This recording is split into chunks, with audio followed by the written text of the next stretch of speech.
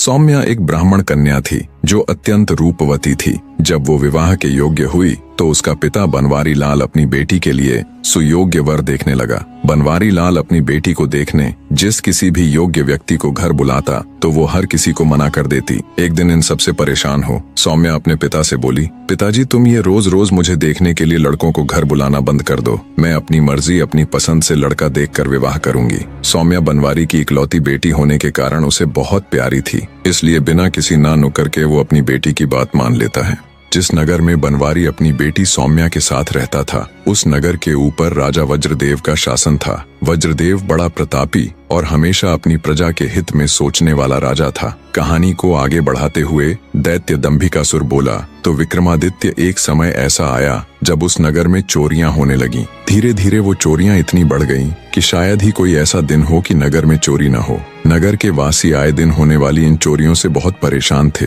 राजा वज्रदेव को जब खबर लगी तो उसने रात की गश्त के लिए सिपाहियों की संख्या बढ़ा दी, पर उससे भी कोई फायदा नहीं हुआ। अब तो चोर ने नगर के छोटे मोटे रईसों से लेकर बड़े बड़े सेठों तक का नंबर लगा दिया। आए दिन होने वाली इन घटनाओं से दुखी हो नगर के बड़े सेठ और व्यापारी मिलकर राजा के पास गए और अपनी व्यथा सुनाकर उनके सामने अपनी फरियाद रखी। राजा वज्रदेव ने उनका दुखड़ा सुन अपने सभी सिपाहियों को दिन रात नगर के कोने कोने में तैनात कर दिया, पर फिर भी चोरियां कम नहीं हुई। अब राजा के लिए भी ये विषय अत्यंत गूढ़ बन गया। उसने विचार किया कि कहीं मेरे सिपाही भी चोर के साथ ना मिल गए हों। अंततः राजा वज्रदेव ने खुद चोरों को पकड़ने का बीड़ा उठाया। अब हर रात को वो खुद अपने कुछ सिपाहियों की टुकड़ी लेकर राज्य में गश्त के लिए निकलता। जब राजा सजग हुआ तो कुछ समय के लिए चोरियां रुक गईं, पर एक रात जब राजा गश्त पर था तो उसने एक संदिग्ध व्यक्ति को भागते हुए देखा। राजा ने तुरंत अपने सिपाहियों को आदेश दिया, उसे फौरन पकड़ो। राजा का हुक्म मिलते ही सिपाहियों ने दौड़कर उस चोर को दबोच लिया। उसे राजा के सामने पेश किया गया तो उसके पास से चोरी का सामान भी मिला। जब राजा ने सख्ती से उससे पूछा तो उसने चोर होने की बात कबूल ली। राजा ने क्रोधित होते हुए अपने सिपाहियों को आदेश दिया कि इसे कैद खाने में बंद कर दिया जाए। अगले दिन राजा ने पूरे नगर में ढिंढोरा पिटवा दिया कि चोर पकड़ा गया है। कल उसको सारे शहर में घुमाने के बाद फांसी पर लटका दिया जाएगा। चोर के पकड़े जाने के समाचार पर सारे नगर में खुशी का माहौल हो गया। जब उस चोर को नगर परिक्रमा के लिए निकाला गया तो सारा नगर उसे देखने के लिए टूट पड़ा। स्त्रियां अपने घरों के झरोखों और छतों पर आ गईं। आदमी गलियों में अपने अपने घरों के बाहर खड़े हो गए। चोर को देखने के लिए ब्राह्मण की लड़की अपनी छत पर खड़ी हो गई। चोर को जब ब्राह्मण की हवेली के सामने से लेकर गए तो जैसे ही सौम्या ने उस चोर को देखा वो उस पर दिलो जान से मोहित हो गई। वो तुरंत दौड़कर अपने पिता बनवारी लाल के पास गई और बोली, पिताजी मैं उस चोर से विवाह करना चाहती हूँ। बेटी की यह बात सुनकर ब्राह्मण हैरान रह गया और बोला, यह तुम क्या कह रही हो बेटी? सौम्या बोली, मैं जो कुछ भी कह रही हूँ अच्छी तरह सोच समझ कर कह रही हूँ पिताजी। मैंने उसको अपना पति मान लिया है। अगर उसको शूली पर लटकाया गया तो मैं भी उसके साथ सती हो जाऊंगी। अपनी इकलौती बेटी की ये अजीब सी जिद सुनकर बनवारी लाल के पैरों नीचे से जमीन खिसक गई। उसने अपनी बेटी को समझाने की बहुत कोशिश की पर वो अपनी जिद में टस से मस न हुई। अंततः अपनी बेटी की ममता के वशीभूत हो ब्राह्मण राजा के पास जाता है और सारी बात राजा को बताकर चोर को छोड़ने का निवेदन करता है। ब्राह्मण की सारी बात सुन राजा आश्चर्य से बोला, ऐसा कैसे हो सकता है? मैं ऐसा चाहकर भी नहीं कर सकता। मुझे अपनी प्रजा को भी जवाब देना है। अगर चोर को ऐसे ही छोड़ दिया तो सब नगरवासी क्या कहेंगे? कोई हल न मिलने पर बेचारे ब्राह्मण ने वापस घर जाकर अपनी बेटी को बहुतेरा समझाया पर वो अपने निश्चय पर अटल थी। सौम्या के हठ का समाचार पूरे पास पड़ोस में फैल गया। उड़ती उड़ती बात चोर के कानों तक भी आ पहुंची। जब चोर को पता चला तो वह रोने लगा। तय समय और घोषणा के मुताबिक चोर को नगर के चौराहे पर ले जाया गया। चोर को फांसी होने का दृश्य देखने के लिए सारा नगर टूट पड़ा। चोर को जब शूली के पास लाया गया तभी सौम्या भी वहां आ गई। उसके बाल बिखरे हुए थे। उसने बिल्कुल एक वियोगिनी के जैसा वेश बना रखा था। भीड़ के बीच खड़ी हो उसने घोषणा की कि इस चोर को वह अपना पति मान चुकी है और उसके शूली पर चढ़ाए जाने के साथ ही वो भी सती हो जाएगी। उसकी घोषणा सुन वहां मौजूद नगर के लोग उसे समझाने लगे पर सौम्या ने किसी की भी बात नहीं मानी। चोर को जब इस सारी घटना का पता चला तो वह ठट्ठाकर हंस पड़ा कि वह सती होने वाली है। कुछ समय पश्चात चोर को शूली पर लटका दिया गया। आगे दैत्य दंभिकासुर बोला, तो विक्रमादित्य ब्राह्मण की लड़की सौम्या अपनी घोषणा के अनुसार उस चोर की मृत देह को अपनी गोद में रखकर सती हो गई। उसने अपना वचन निभाया। अब तुम मुझे बताओ कि चोर सौम्या के प्यार की खबर पाकर रोया क्यों और उसके सती होने के इरादे पर ठठाकर हंसा क्यों? उसे तो सौम्या के प्यार की खबर पाकर खुश होना चाहिए था और सती होने की सूचना पर रोना। राजा विक्रमादित्य कुछ सोचकर बोले, सुनो दुष्ट दैत्य, जब चोर को यह पता चला कि ब्राह्मण बनवारी लाल की पुत्री सौम्या उससे प्यार करती है तो वो अपनी तकदीर पर रोया कि अगर सौम्या का प्यार उसे पकड़े जाने से पहले मिल जाता तो शायद वह सुधर जाता। अब बात आती है उसके हंसने की, तो उसका हंसना बिल्कुल ठीक था। सौम्या की मूर्खता पर उसको हंसी आई कि मान न मान मैं तेरा मेहमान। उसका सती होना भी त्रिया चरित्र का एक हिस्सा था, बस इसी कारण वह ठठाकर हंसा। राजा विक्रमादित्य की बात सुन दंभिकासुर बोला, तुम ठीक कहते हो विक्रमादित्य। दैत्य दंभिकासुर न चाहते हुए भी अपनी अगली गुत्थी कहना आरंभ करता है। तो सुनो राजा, एक अधेड़ उम्र का राजा था जो हर वक्त परेशान रहता था। सब कुछ होते हुए भी राजा को दुख था, तो वो ये कि उसकी कोई संतान नहीं थी। राजा ने संतान प्राप्ति के लिए बड़े से बड़े विद्वान पंडित से लेकर ज्योतिषियों तक को दिखाया, पर सबने राजा की कुंडली देखकर एक ही जवाब दिया कि महाराज, आपके भाग्य में संतान सुख नहीं है। अंततः राजा एक साधु के पास वन में चला जाता है और उनके पास रहकर जी जान से उनकी सेवा करने लग जाता है। ऐसे ही समय बीतता गया। राजा को महात्मा जी की सेवा करते पूरे 12 साल हो गए। तब एक दिन साधु ने राजा से पूछा, वत्स, तुम्हें मेरी सेवा करते आज पूरे 12 साल हो गए। इन 12 सालों में न कभी मैंने तुमसे तुम्हारे यहाँ आकर मेरी सेवा करने का उद्देश्य पूछा और न ही कभी तुमने मुझसे कुछ मांगा। मैं तुम्हारी सेवा से बहुत प्रसन्न हूँ, मांगो जो भी मांगना चाहते हो। तब राजा ने हाथ जोड़ साधु महात्मा जी से कहा, महाराज, मुझे किसी चीज की कोई कमी नहीं है, बस कमी है तो एक संतान की।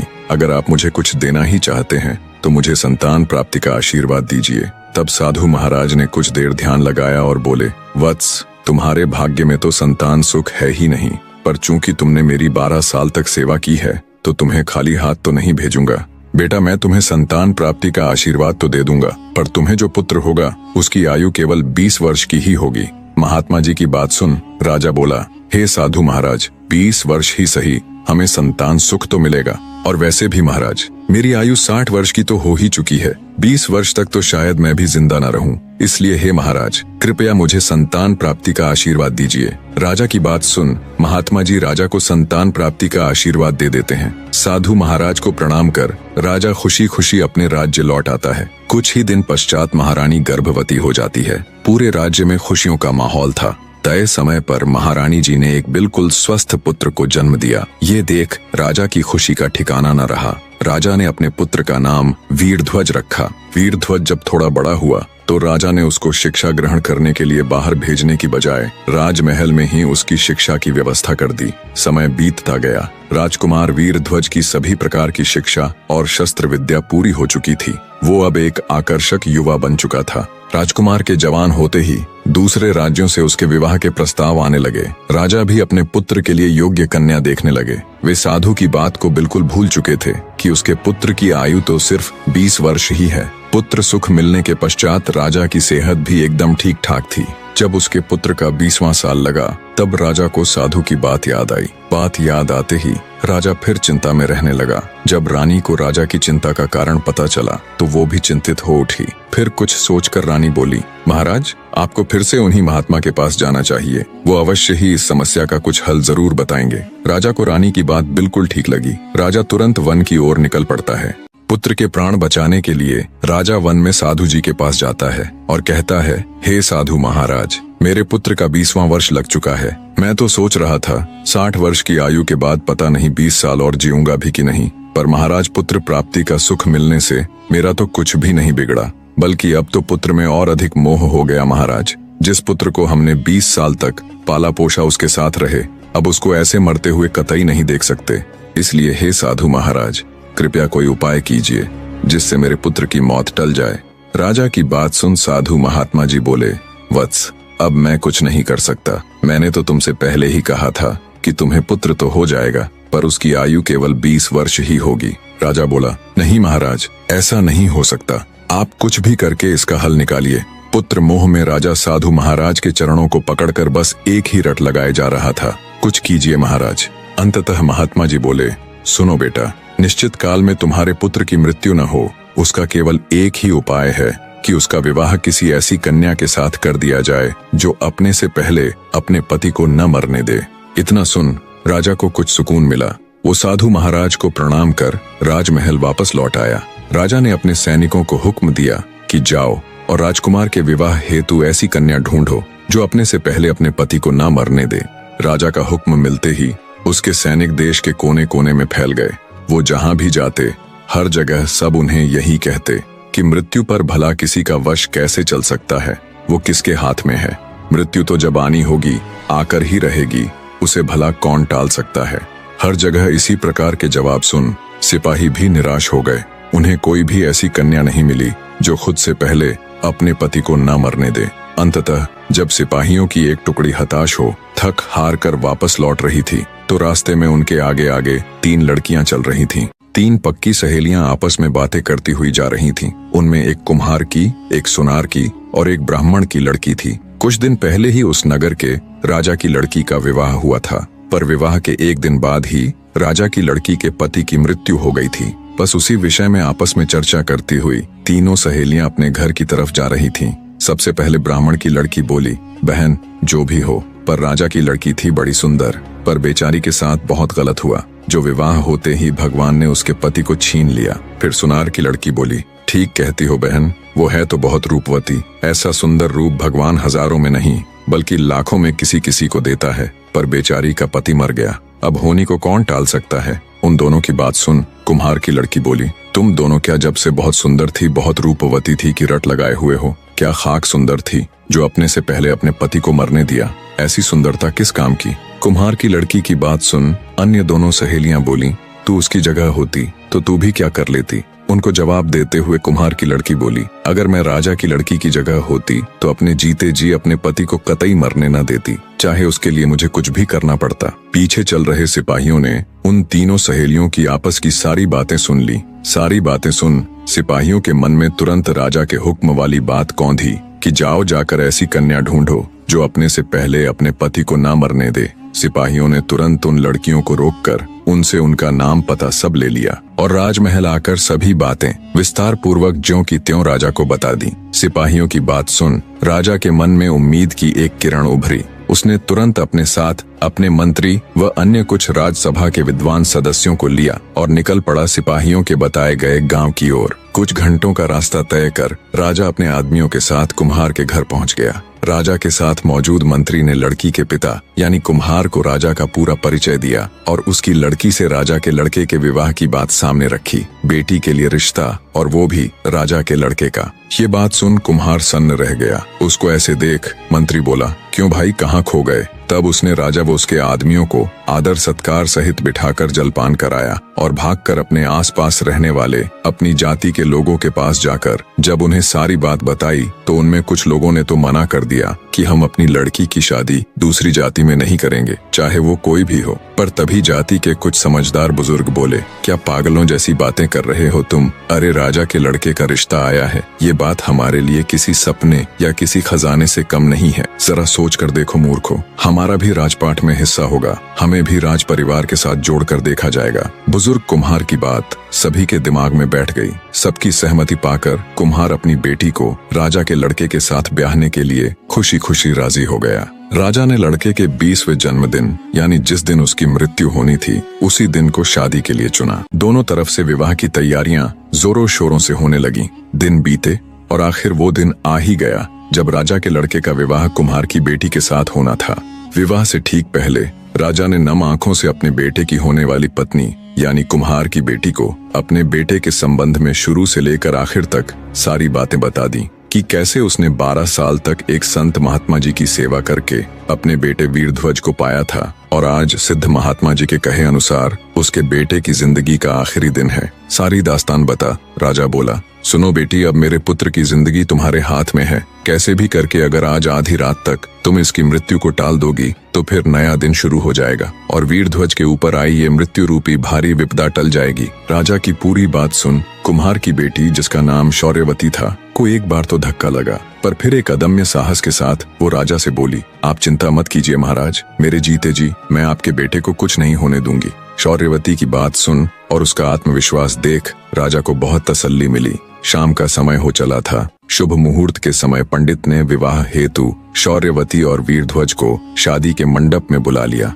और मंत्र पढ़ने लगा। तभी एक सांप फुफकारता हुआ राजकुमार वीरध्वज को डसने के लिए वहां आया। सांप जैसे ही उसके नजदीक आया तो चौकन्नी होकर बैठी शौर्यवती की नजर उस पर पड़ गई। उसे समझते देर न लगी कि ये सांप उसके पति को खाने के लिए ही यहाँ आया है। उसने अपना हाथ आगे बढ़ाया और सांप को पकड़कर उसके मुख को अपने एक पैर के नीचे दबाकर बैठ गई। ईश्वर की मर्जी कहो या उनका चमत्कार, वहां मौजूद किसी भी व्यक्ति की नजर उस सांप पर नहीं पड़ी। कुम्हार की बेटी सांप के मुख को अपने एक पैर के नीचे दबाकर बैठी रही। कुछ देर बाद उस सांप की पत्नी वहां आई और कुम्हार की लड़की से बोली, मेरे पति को तुम क्यों अपने पैर के नीचे दबाकर बैठी हो? कृपया उसे छोड़ दो, अन्यथा इस हालत में उसके प्राण निकल जाएंगे। नागिन की बात सुन शौर्यवती बोली, तुम्हारा पति यहाँ किसी की भलाई में थोड़े ही न आया था, वो मेरे पति को डसकर उसके प्राण हरने के लिए यहाँ आया था। अगर मैंने उसे छोड़ा तो वो फिर से मेरे पति को डसने की कोशिश करेगा। तब नागिन बोली, नहीं, अब वो ऐसा नहीं करेगा।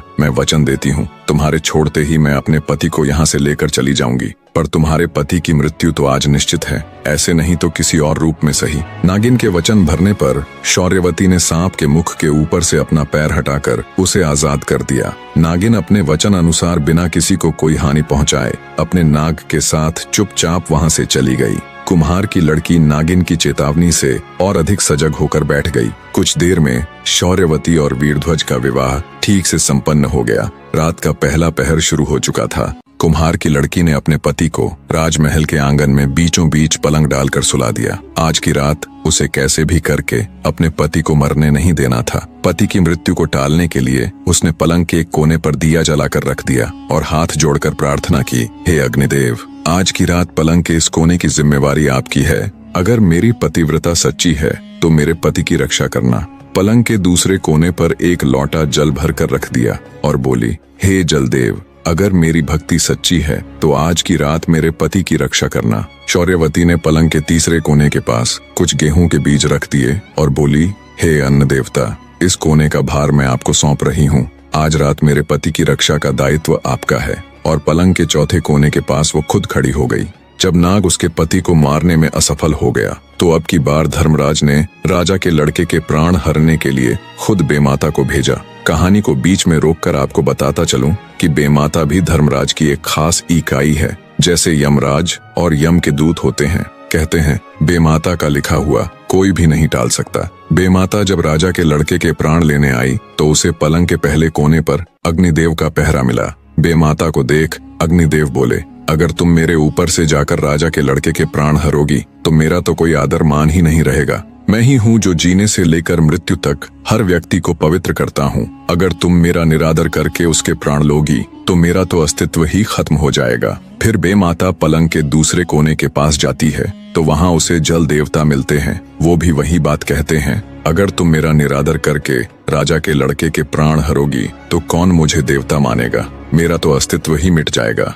जब वो पलंग के तीसरे कोने पर जाती है तो वहाँ उसे अन्न देवता का पहरा मिलता है। वो भी वही बात कहते हैं। बेमाता अन्न देवता की बात भी मान लेती है। जब वो पलंग के चौथे यानी आखिरी कोने के पास जाती है तो उन्हें देखते ही कुम्हार की लड़की भागकर बेमाता के पास आकर उसके पैर दबा देती है। जैसे ही शौर्यवती बेमाता के पैर दबाती है तो वे बोल पड़ती हैं, सदा सुखी रहो, सदा सुहागन रहो, भगवान तुम्हारी जोड़ी बनाए रखे। बेमाता जल्दबाजी में ये सब बोल जाती है। उसे ध्यान ही नहीं रहा कि वो यहाँ उसे आशीर्वाद देने नहीं बल्कि उसके पति के प्राण लेने के लिए आई है। अब मुख से शब्द तो निकल चुके थे। बेमाता कुम्हार की लड़की से बोली, तुमने तो बड़ा गजब कर दिया। मैं यहाँ तुम्हारे पति के प्राण लेने के लिए आई थी। इसकी तो सिर्फ आज की ही आयु है। आज इसे धर्मराज के घर पेश होना है, पर तुमने तो छल से मेरे ही कान काट लिए। जल्दी से मैं मेरे पैर दबाकर मुझसे ही सदा सुहागन का आशीर्वाद ले लिया। तब शौर्यवती बोली, तो और मैं क्या करती माता, अपने पति को अपने से पहले कैसे मरने देती। अब देख लो माता, या तो आप अपने वचनों से हारी हो जाओ, अन्यथा इन्हें जीवित छोड़ दो।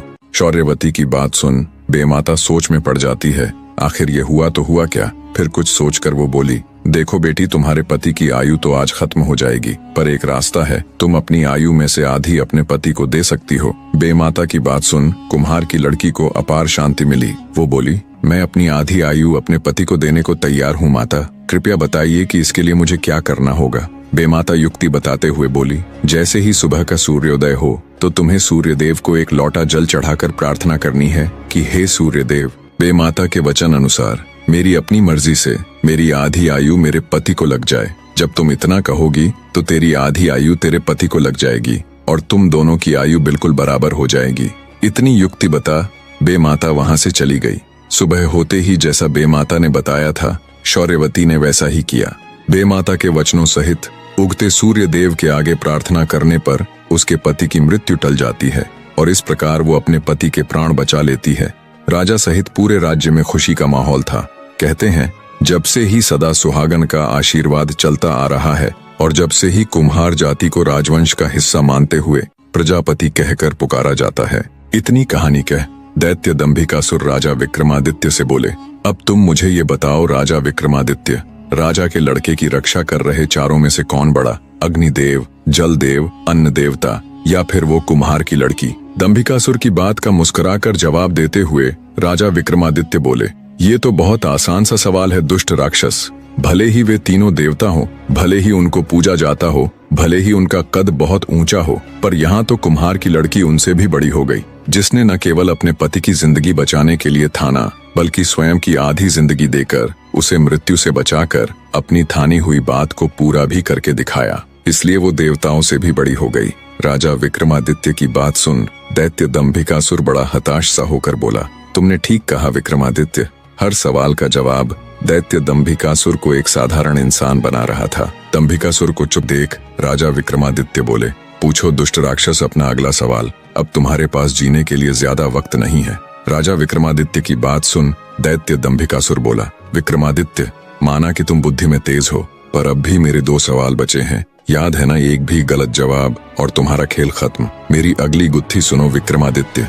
शशिबाला जैसे ही जवान हुई उसके रूप यौवन के चर्चे दूर दूर तक फैल गए। एक तो शशिबाला कंचनपुर नरेश की इकलौती संतान थी, दूसरा वो इतनी खूबसूरत थी कि कोई अगर पल भर के लिए भी उसे देख ले तो पूरी जिंदगी भुला न सके। अत्यधिक सुंदर और इकलौती संतान होने के कारण आस पड़ोस तथा दूर दराज के राज्यों से राजकुमारों के रिश्ते उसके लिए आने लगे। राजकुमारी के लिए इतने रिश्तों को देख एक ओर तो कंचनपुर नरेश अत्यंत प्रसन्न थे, पर दूसरी ओर स्तब्ध भी थे कि राजकुमारी के लिए किस रिश्ते को स्वीकारे और किसको ठुकराए। आखिर उन्होंने राजकुमारी शशिबाला से ही हर रिश्ते पर विचार विमर्श करना शुरू कर दिया, मगर राजकुमारी ने उनमें से किसी भी रिश्ते को स्वीकार नहीं किया। धीरे धीरे समय गुजरने लगा। कंचनपुर नरेश को चिंता सताने लगी कि एक से बढ़कर एक राजकुमार का रिश्ता आ रहा है, पर राजकुमारी तो हर रिश्ते को ठुकरा देती है। आखिर इसके मन में क्या है? आखिर यह चाहती क्या है? एक दिन नरेश ने अपनी बेटी से पूछ ही लिया, बेटी, तू हर रिश्ते को ठुकरा रही है, इसका क्या कारण है? क्या तुझे उनमें से कोई भी राजकुमार पसंद नहीं?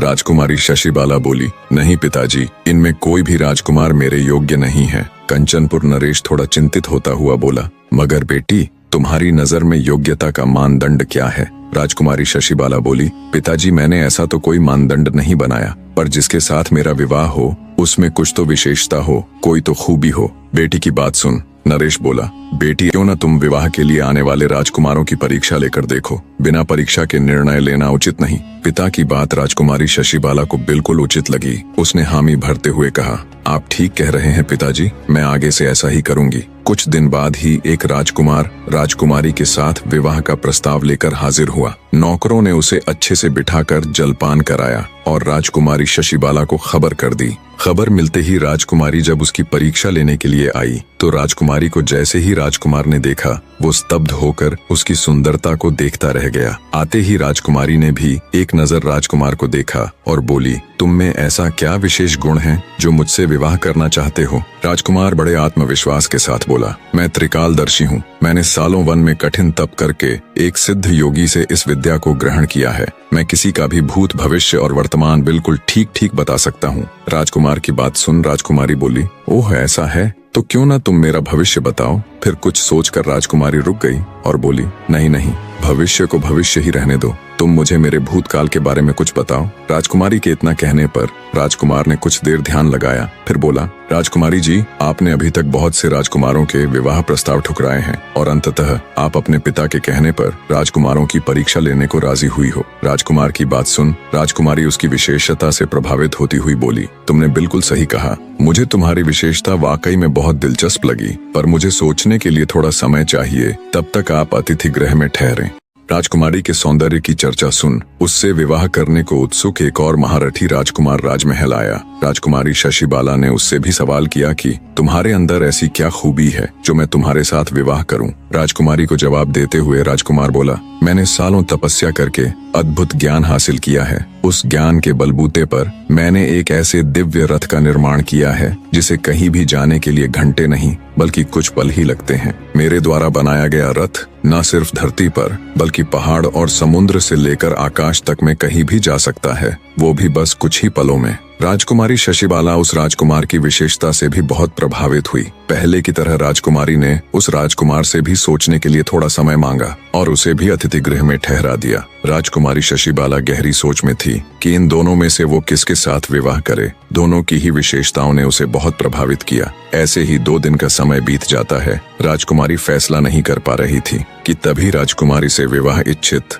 एक और महारथी राजकुमार राजमहल में पधारा। राजकुमारी शशिबाला ने उसके सामने भी वही प्रश्न दोहराया। राजकुमार ने बड़ी शालीनता से जवाब दिया, राजकुमारी जी, मैंने सालों कठिन अभ्यास करके भाला चलाने में ऐसी कुशलता प्राप्त कर ली है कि मैं अगर आंख बंद करके भी अपने भाले से किसी पर वार करूं तो सामने वाला कितना भी शक्तिशाली क्यों ना हो, मेरे एक ही वार में ढेर हो जाएगा। राजकुमारी शशिबाला उस महारथी राजकुमार की विशेषता से भी बहुत प्रभावित हुई। राजकुमारी ने बाकी राजकुमारों की तरह उसे भी अतिथि गृह में ठहरा दिया और अपने पिता के साथ सलाह मशवरा करके अपना निर्णय देने के लिए एक निश्चित दिन मुकर्रर कर दिया। राजकुमारी इसी बीच तीनों राजकुमारों के विषय में गंभीरता से सोचती रही। आखिर निर्णय का दिन आ गया। निश्चित तिथि पर तीनों राजकुमार बन ठनकर राज दरबार में उपस्थित हुए।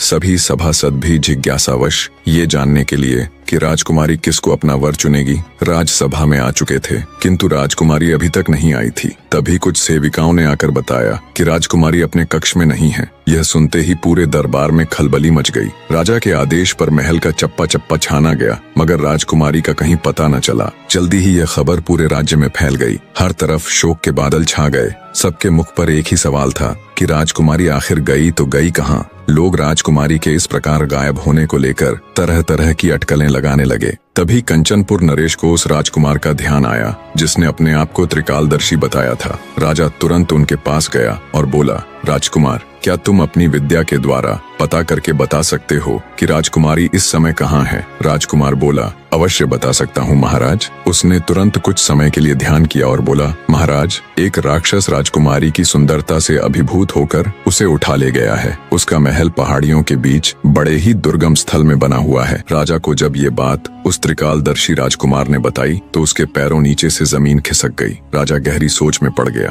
तभी दूसरा यानी दिव्य रथ वाला राजकुमार राजा के पास आया और बोला, आप चिंता मत कीजिए महाराज, चाहे उस राक्षस का ठिकाना कितनी ही दुर्गम पहाड़ियों में क्यों ना हो, मेरा दिव्य रथ पल भर में ही हमें वहां पहुंचा देगा। अब सवाल ये रह गया कि उस खूंखार राक्षस का सामना कौन करेगा।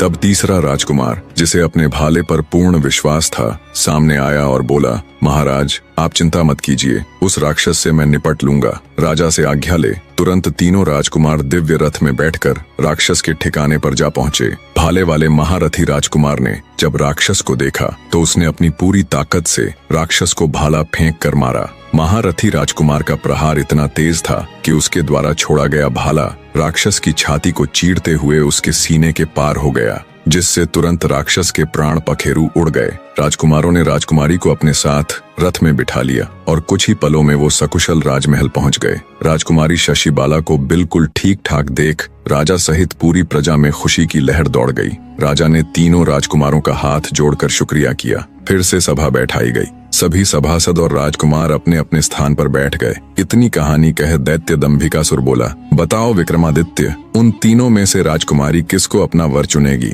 कुछ देर विचार कर राजा विक्रमादित्य बोले, राजकुमारी शशि बाला उस भाले वाले महारथी राजकुमार को अपना वर चुनेगी। राजा विक्रमादित्य की बात सुन दैत्य दंभिकासुर बोला, ऐसा क्यों विक्रमादित्य? क्योंकि राजकुमारी को बचाने में तो तीनों ही राजकुमारों का हाथ था, फिर राजकुमारी उस महारथी राजकुमार को ही क्यों चुनेगी? क्या सिर्फ इसलिए कि उसने उस राक्षस का वध किया था? राजा विक्रमादित्य बोले, नहीं कपटी राक्षस, त्रिकालदर्शी राजकुमार को न चुनने का कारण ये था कि अगर वो राजकुमारी का पता न भी लगाता तो भी राजा की फौज 2-4 दिन में उसका पता लगा ही लेती। अब बात आती है दिव्य रथ वाले राजकुमार को न चुनने के कारण की, तो रास्ता भले ही कितना भी दुर्गम था, देर से ही सही पर राजा के लोग उस राक्षस के ठिकाने पर पहुंच तो जाते ही। अब बात आती है उस महारथी राजकुमार को चुनने की वजह की, तो राजकुमारी के पास एक नहीं बल्कि इसके 2 मुख्य कारण थे। पहला तो ये कि राक्षस का पता लगाना और उस तक पहुंचना तो संभव था, पर राजा के पास ऐसा कोई भी योद्धा नहीं था जो राक्षस का सामना कर सके। और दूसरा और सबसे मुख्य कारण ये कि राजकुमारी राजा की इकलौती संतान थी, तो उसे पति के रूप में एक ऐसा शक्तिशाली व्यक्ति चाहिए था जो उसके पिता के पूरे राज्य को भी संभाल सके, जो कि वो महारथी राजकुमार पूर्ण रूप से था। विक्रमादित्य की बात सुन दैत्य दंभिकासुर बोला, तुमने ठीक कहा विक्रमादित्य। दैत्य दंभिकासुर ना चाहते हुए भी अपनी आखिरी यानी 7वीं गुत्थी सुनाना आरंभ करता है। तो सुनो राजा। एक बला की खूबसूरत लड़की कुएं पर पानी भर रही थी। नगर नरेश जब उधर से गुजरा तो उसकी नजर उस नवयौवना पर पड़ गई। इतनी सुंदर नारी राजा ने अपने पूरे जीवन काल में नहीं देखी थी। पास जा जब राजा ने उस लड़की से उसका नाम पता पूछना चाहा तो बिना कोई उत्तर दिए वो चुपचाप वहां से भाग गई। मंत्रमुग्ध सा हो राजा भी अपने घोड़े पर बैठ लड़की के पीछे पीछे हो लिया। सहमी हुई लड़की भागकर अपने घर में घुस गई और अपने पिता से बोली, पिताजी, कोई अनजान व्यक्ति मेरे पीछे पीछे आ रहा है। लड़की का पिता जब तक कुछ समझ पाता तब तक राजा भी उस लड़की के पीछे पीछे उसके घर के अंदर आ गया। जब लड़की के पिता ने राजा को देखा तो उसने तुरंत राजा को पहचान लिया। व्यक्ति हाथ जोड़कर बोला, महाराज, एक गरीब के घर आपका कैसे आना हुआ? राजा बोला, अगर तुम्हें कोई परेशानी ना हो तो मैं तुम्हारी बेटी के साथ विवाह करना चाहता हूँ। राजा की बात सुन हैरान ब्राह्मण बोला, महाराज, भला मुझे क्या परेशानी होगी? उल्टा मैं तो बहुत खुश हूँ कि मेरी बेटी रानी बनेगी। दूसरे कक्ष में खड़ी ब्राह्मण कन्या ने जब सारी बात सुनी तो वो भी शर्मा गई। ब्राह्मण ने खुशी खुशी तुरंत सारा ताम झाम कर अपनी बेटी का विवाह राजा के साथ कर दिया। राजा अपनी नवविवाहिता पत्नी को अपने साथ घोड़े पर बैठा राजमहल की तरफ चल पड़ा। चलते चलते रात का समय हो गया और रास्ते में एक घना जंगल लगता था। जब राजा उस जंगल में से निकलने लगा तो ब्राह्मण कन्या बोली,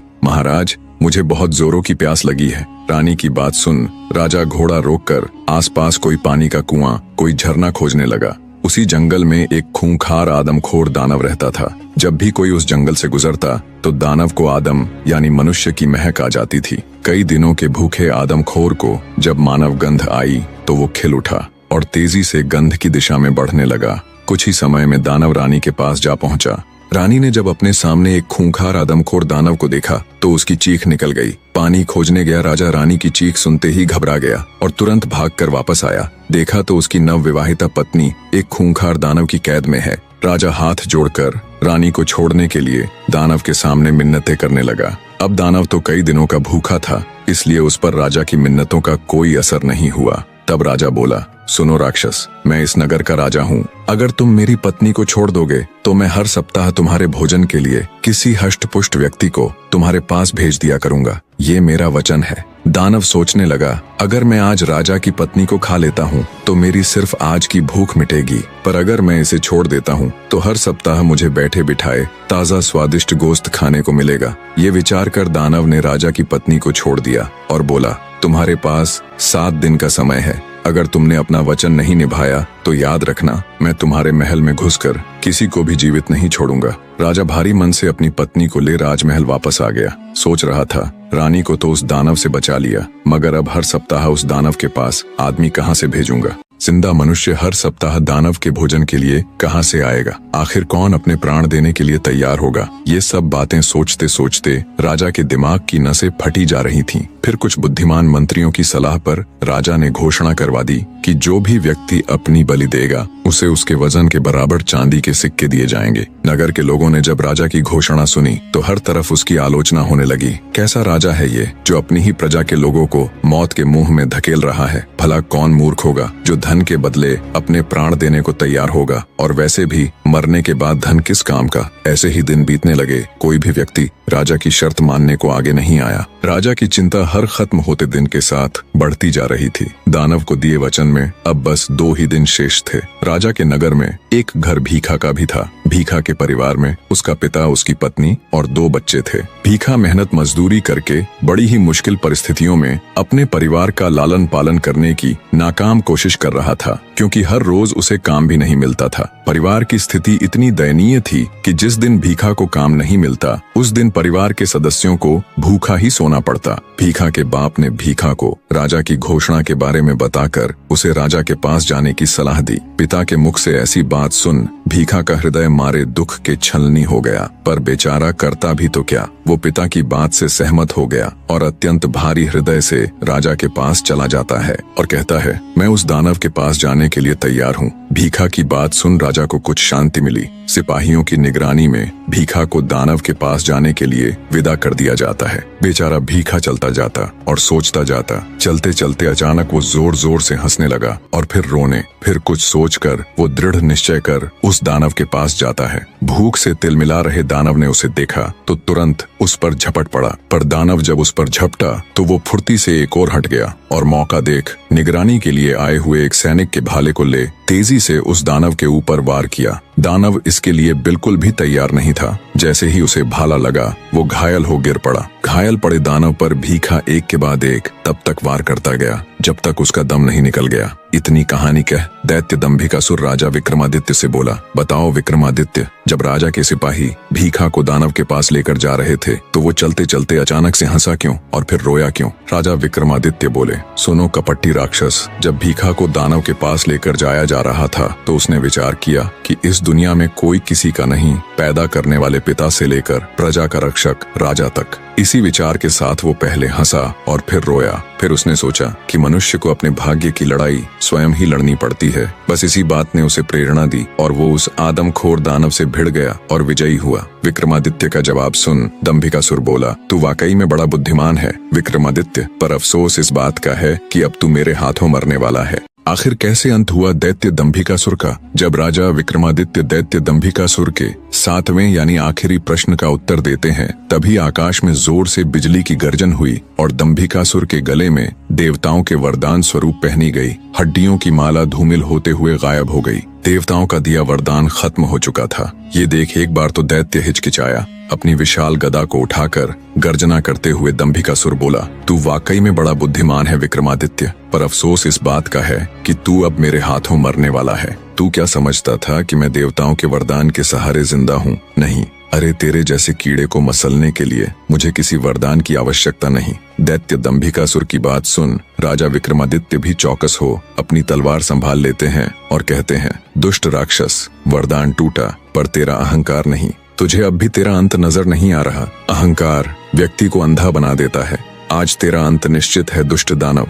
राजा विक्रमादित्य की बात सुन अत्यंत क्रोधित हो दैत्य दंभिकासुर बोला, अंत? मेरा अंत इतना आसान नहीं। अरे अंत तो आज तेरा होगा कीड़े। इतना कह दैत्य दंभिकासुर राजा विक्रमादित्य की तरफ बढ़ता है और अपनी गदा से राजा विक्रमादित्य के ऊपर वार करता है। दोनों के बीच भीषण युद्ध शुरू हो जाता है। लंबी लड़ाई से जब दंभिकासुर थकने लगा तब मौका देख राजा विक्रमादित्य ने अपनी पूरी ताकत से दंभिकासुर के ऊपर प्रहार किया। राजा विक्रमादित्य की धारदार तलवार दंभिकासुर की छाती को चीरते हुए उसके सीने में जा घुसी। दर्द से कराहता हुआ दैत्य दंभिकासुर अपनी आखिरी सांस लेता हुआ बोला, यह असंभव है, मैं तो अमर। राजा विक्रमादित्य बीच में ही बोल पड़े, कपटी राक्षस, अमरता सत्य और धर्म में है, दानवी वरदानों में नहीं। तेरे जैसे अहंकारी अमर नहीं होते बल्कि इतिहास में दफन होते हैं। अंततः राजा विक्रमादित्य के इस निर्णायक वार से दैत्य दंभिकासुर का अंत हो जाता है। दैत्य के धरा पर गिरते ही चारों ओर एक गहरी शांति छा गई। आकाश में बिजली कड़की और स्वर्ग से पुष्पों की वर्षा होने लगी। देवताओं ने भी राजा विक्रमादित्य के इस कृत्य को सराहा। दंभिकासुर द्वारा पत्थर बनाए गए सभी प्राणी धीरे धीरे अपने असली रूप में लौटने लगे। लखन और महेंद्र भी अपने असली रूप में आ जाते हैं। दोनों भाई एक दूसरे को देख खुश हो बहते नेत्रों के साथ एक दूसरे को गले लगा लेते हैं। दंभिकासुर के मरने के बाद गुफा का द्वार भी खुल जाता है। राजकुमारी चंद्रकला जब गुफा से बाहर आती है तो अपने पति और उसके भाई को सही सलामत देख ठिठक कर खुशी से वहीं रुक जाती है। जब लखन की नजर उसकी पत्नी यानी राजकुमारी चंद्रकला पर जाती है तो वो भागकर उसके पास जाता है। दोनों एक दूसरे को गले लगा लेते हैं। चारों ओर राजा विक्रमादित्य की जय जयकार के नारे लग रहे थे। राजा विक्रमादित्य की जय हो, राजा विक्रमादित्य आप महान हो। लखन अपने भाई और अपनी पत्नी के साथ राजा विक्रमादित्य के पास आता है। तीनों हाथ जोड़कर विक्रमादित्य का शुक्रिया करते हैं। हम किन शब्दों में आपका धन्यवाद करें राजा, आप सच में महान हैं। लखन अपने भाई महेंद्र और अपनी पत्नी के साथ खुशी खुशी घर जाते हैं। जब लखन की माँ अपने दोनों बेटों को बिल्कुल ठीक ठाक पाती है तो वो बार बार राजा विक्रमादित्य का धन्यवाद करती है और अपने दोनों बेटों को बाहों में भर लेती है। महेंद्र की पत्नी भी बहते नेत्रों के साथ अपने पति को गले लगा उस ऊपर वाले और महान राजा विक्रमादित्य का शुक्रिया करती है। चंद्रकला बेचारी जो पहले नाग और बाद में दैत्य दंभिकासुर की कैद रहती है, अपने सारे दुखों को भूल जाती है और अपने पति लखन के साथ खुशी खुशी अपना जीवन व्यतीत करती है। फिर उनकी जिंदगी में कभी कोई नाग या दैत्य दंभिकासुर जैसी मुसीबत नहीं आई। इधर जब राजा विक्रमादित्य अपने नगर में लौटते हैं तो सारे नगरवासी उनके द्वारा दैत्य दंभिकासुर को हराकर लौटने पर उनका हार्दिक स्वागत करते हैं। चारों ओर खुशियों का माहौल था। पता नहीं कितनी ही माँ जिन्होंने अपने बेटों को खो दिया था, कितनी ही बहनें जिन्होंने अपने भाई को खो दिया था और कितनी ही औरतें जिन्होंने अपने पति को खो दिया था। सबकी खुशियों का आज कोई ठिकाना नहीं था, क्योंकि महान राजा विक्रमादित्य की बदौलत उनके वर्षों से बिछड़े हुए अपने आज उन्हें वापस मिल गए थे। अंततः इस महान गाथा का निष्कर्ष दैत्य दंभिकासुर केवल एक राक्षस नहीं था, वह उस अहंकार, क्रूरता और न्याय के विरोध का प्रतीक था जो दुनिया में बार बार अलग अलग रूपों में सामने आते हैं। उसने वरदानों के सहारे खुद को अमर समझ लिया, मगर वह यह भूल गया था कि अमरता किसी चमत्कार से नहीं, सत्य, धर्म और सेवा से अर्जित होती है। राजा विक्रमादित्य ने हमें यह सिखाया कि धैर्य, बुद्धि, साहस और न्याय से बड़े से बड़ा अभिशाप भी समाप्त किया जा सकता है। उन्होंने युद्ध किया केवल दैत्य से नहीं, बल्कि मानवता को जकड़े हुए भय से, अंधकार से और उस अहंकार से जो खुद को भगवान से ऊपर समझने लगता है। इस कथा में बसंत और महेंद्र की भाईचारे की मिसाल, चंद्रकला की निष्ठा और प्रेम और पत्थर बने निर्दोषों का दोबारा जीवन पाना यह दिखाता है कि सच्चाई चाहे जितनी भी देर से सामने आए, लेकिन जब आती है तो सब कुछ बदल देती है। और अंत में जब आकाश से पुष्प बरसते हैं तब यह सिद्ध होता है कि देवता और वो ऊपर वाला भी उन्हीं के साथ होता है जो धर्म के मार्ग पर चलते हैं। सीख, अहंकार का अंत निश्चित है। सच्चा वीर वही है जो दूसरों के लिए लड़े, न कि अपने अहं के लिए। सत्य और न्याय देर से ही सही, लेकिन जीतते जरूर हैं। और सबसे बड़ी बात, इतिहास में वही अमर होते हैं जो विनम्रता, परोपकार और बलिदान